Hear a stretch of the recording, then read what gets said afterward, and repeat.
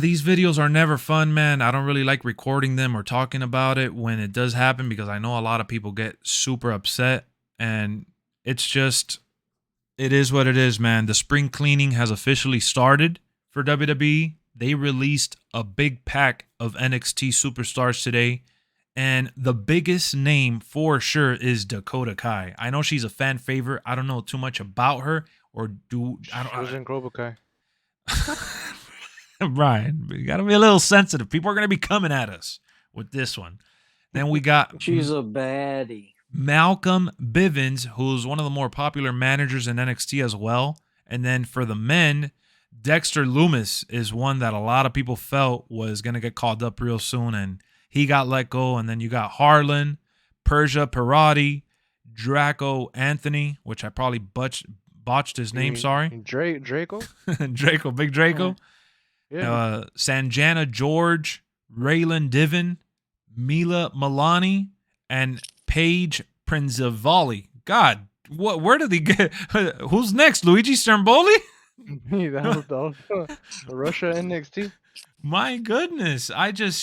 Guys, those are a bunch of tongue twisters. But yeah, all jokes aside, Vladimir Koloshlis? I'm like, Luigi Stromboli? The Klitschko brothers? Luku Manuku? Like, man.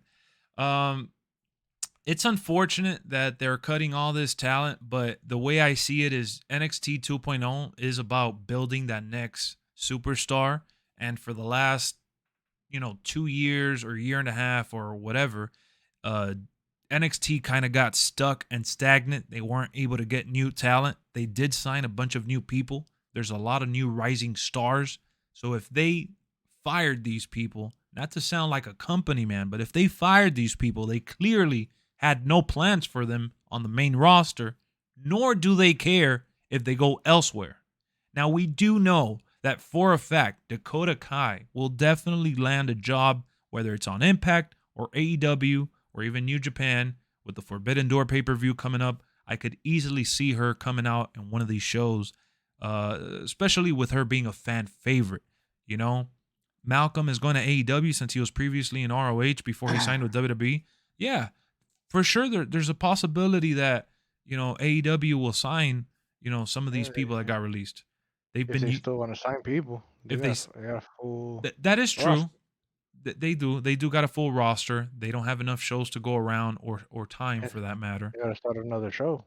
They might have to start one for sure, or if they could bring back Ring of Honor. So we'll see. But ultimately, what I'm saying is that these people, even though they do have star power and, some of them are fan favorites, it's unfortunate, but there's not a spot for all of them. And I do see a lot of people commenting on Twitter and on Discord as well, talking about how Raquel Rodriguez shouldn't have been called up. It should have been Dakota Kai, and that Raquel is not charismatic, or some of you guys have said that. And I'm just like, look, guys, Raquel Rodriguez is unique.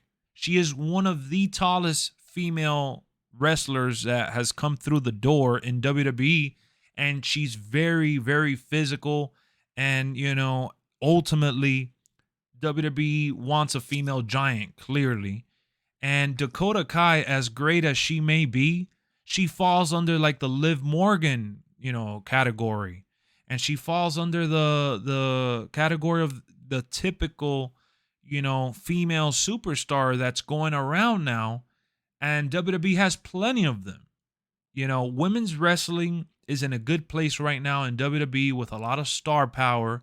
So if you're going to add one of these NXT superstars, they need to realistically be able to keep up with these other characters and larger than life personas that they already have on the main roster. Otherwise, we don't need excessive, female matches. If they're going to do a pay-per-view for them, that's totally fine, and I could see how they would add all of them to the main roster. But let's look at the talent they already have on the main roster. They got a lot of big stars. So NXT now is getting down to the nitty-gritty to create that next big star, and if you're not it, then you got to go.